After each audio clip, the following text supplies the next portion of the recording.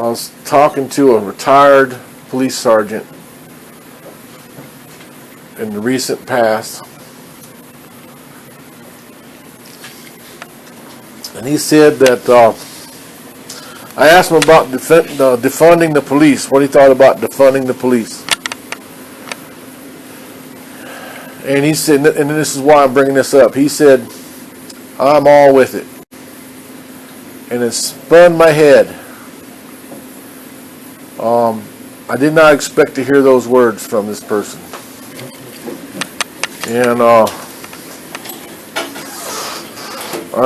so I asked him to elaborate on it,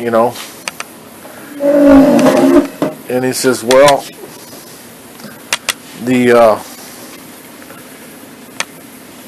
because I've never been for defund the police. So you got to imagine. And I'm talking to a person that I had no idea would say something like that. And so he says,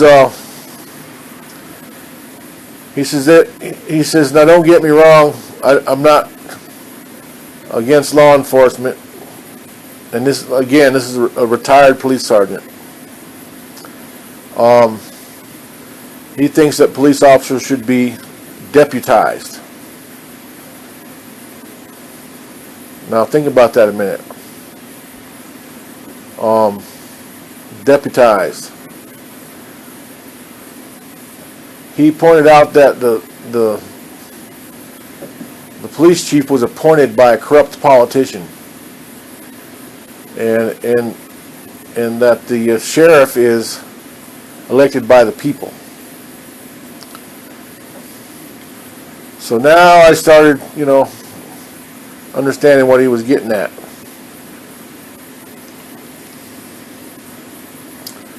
It's a very unique person I'm talking about, this retired police sergeant.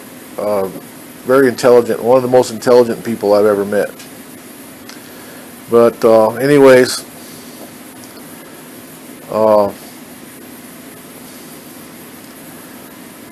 we got into talking about this and that, and it brought me back to where we talked about the Donald Trump and the election and all that. And my recollections were, the things that stood out with that during the Trump administration was all of the right-wingers. Listen, guys, we live in a fabricated paradigm. All right. This right versus left paradigm is created. Keep us divided. As long as we're divided, we will never turn our attention on those that are in control. Okay, that you have basically the right wing has nothing against tyranny as long as they can be the tyrant. Okay, it's a mindset. They think that what they're doing is moral and upright, and so it's all a matter of that, man. The right and the left are all controlled by the same corrupt people.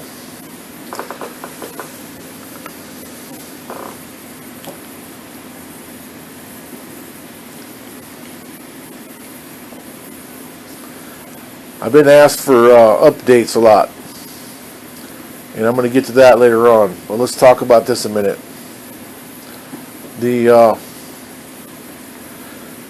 right wing, and some of them are militia people, and they were just praying and begging for martial law. Imagine that. The militia are begging for martial law. And I'm telling you, I've watched it. And this is while Trump was president. So they didn't have no problem with tyranny as long as it was their people that was the tyrant. All right? So follow me here.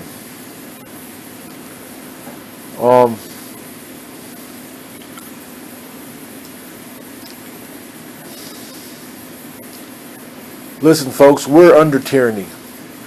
We're under martial law right now. Right now. When you hear words like officer safety, that's not cowardice. I don't think there's probably one single coward on the police force here in Coeur d'Alene. Not one.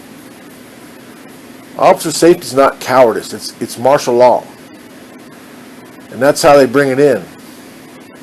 Now, the officers here, obviously, I've documented it, are not very sophisticated. They don't know the law or the Constitution. They follow orders. I'd probably say 90%, and I'm estimating, I'm speculating, probably 90% of the police force here in the surrounding area are former soldiers, former military. All right? Follow orders.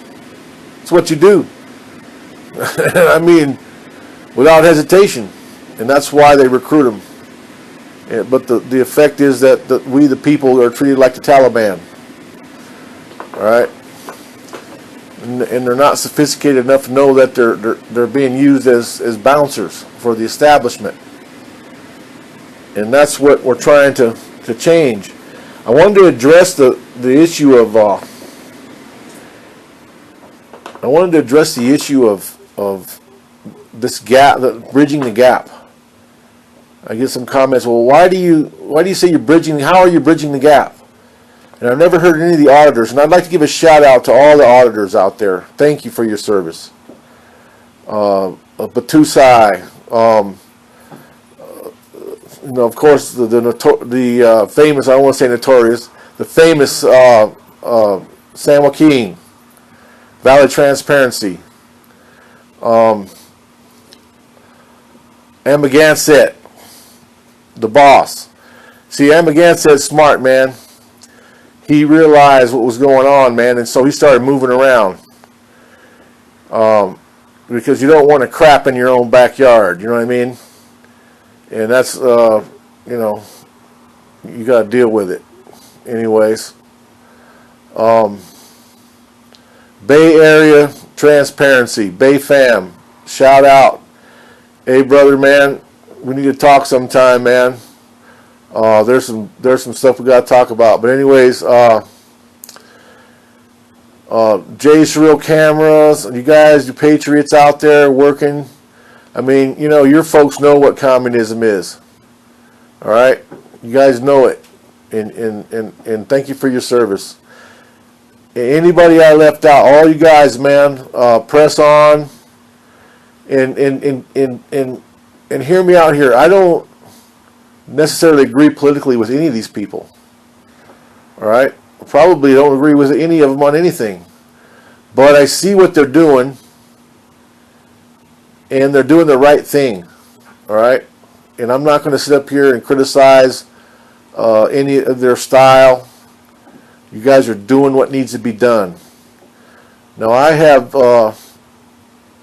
said in some of my videos that I've encouraged people to get out and do it, and I'm going to take that back. I'm going to say you got to have someone on your back. You can't go out alone anymore. The police are at war with the Constitution. All right. Now the foot soldiers out there, the patrol officers, they don't know it. They're not sophisticated enough to know that they're being used.